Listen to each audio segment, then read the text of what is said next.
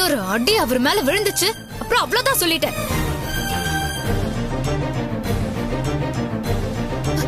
மாமா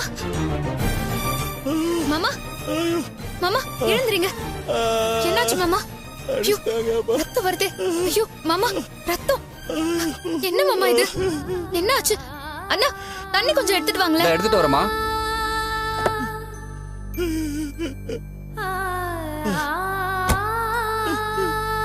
ஒண்ணும் இல்ல மாமா. இந்தாங்கம்மா. இந்தாங்க தண்ணி குடிங்க.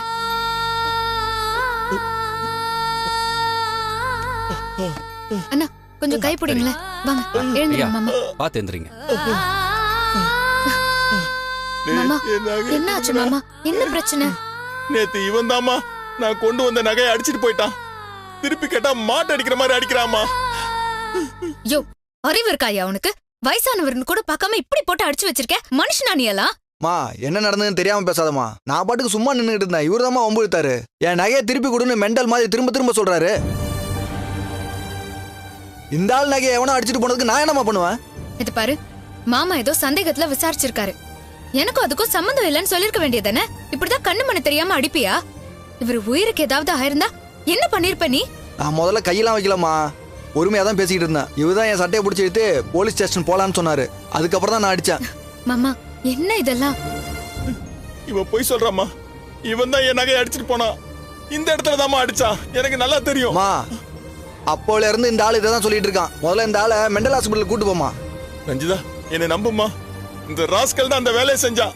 போலீஸ் கிட்ட சொல்லி நீ அந்த நகையை வாங்கி கொடுமா. வீட்டுல ஒரே பிரச்சனையா இருக்குமா. இங்க பாருங்க, சிசிடிவி கேமரா இருக்கு. எங்க வேணாலும் செக் பண்ணிக்கங்க. அந்த ஆளு யாருன்னு பாருங்க. போலீஸ் கிட்ட கம்ப்ளைண்ட் பண்ணுங்க. இல்ல தேவையில்லாம என்கிட்ட பிரச்சனை பண்ணாதீங்க. இல்ல ரஞ்சிதா இவன் போய் சொல்றான். அமைதியா இருங்க. நீங்க போங்க. இல்லம்மா அண்ணா இவன் போய் நீங்க சொல்றான். போய் கார் எடுங்க. போங்க. சரிங்கம்மா. ராஸ்கல்.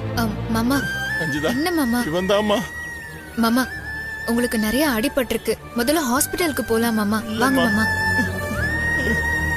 ஐயோ நகையெல்லாம் போச்சு.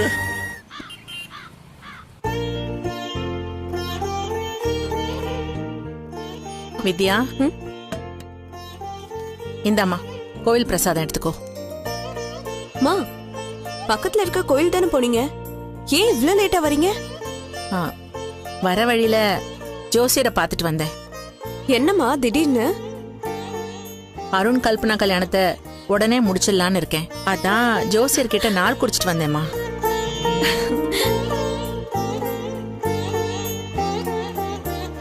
ரொம்ப சந்தோஷமா. நானே இததான் சொல்லணும்னு இருந்தேன். நீங்க எப்படிமா இந்த முடிவுக்கு வந்தீங்க? ரஞ்சிதா நம்ம கிட்ட சவால் விட்டுட்டு போனது எனக்கு உறுத்தலாவே இருக்குமா. நம்மளை ஏமாத்தி நாடகம் ஆடினவ சவால்ல ஜெயிக்கிறதுக்காக அவ என்ன வேணாலும் செய்வா. அவ ஏதாவது பிரச்சனை பண்றதுக்குள்ள இந்த கல்யாணத்தை முடிச்சிட்டா நல்லதுன்னு தோணுதுமா. அதுவும் இல்லாம இன்னும் எத்தனை நாளைக்கு தான் கல்பனாவை நாம விருந்தாளி மாதிரி வச்சுக்கிறது? நம்ம குடும்பத்துல ஒருத்தியா நாம அவளை ஏத்துக்கிட்டோம். ஆனா ஊர் உலகத்துக்கு அது தெரியணும்னா அவளை சீக்கிரமாவே நம்ம வீட்டுக்கு மருமகளை ஆக்கணும்.